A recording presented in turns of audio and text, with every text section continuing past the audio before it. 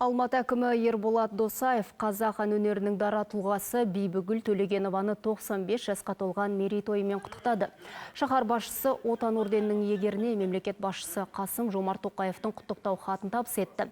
Онда президент әншінің табиғи дарыны мен ғажап даусының арқасында қазақ өнерін әлемдік деңгейге шығарғанын атап өтіп, ғибратты ғұмыр тілеген. Бибігүл Ахметқызы да мемлекет басшысы мен қала әкіміне алғысын жеткізді. Мен өте ризамын, өйткені халық мені жақсы көреді екен. Бұл ең халықтың сүйіспеншілігі, ол ешбір атақпен адам ала алмайды. Егер де халық сені сүйіспесе, қаншама атақ болса да, оның бәрі беш дейін.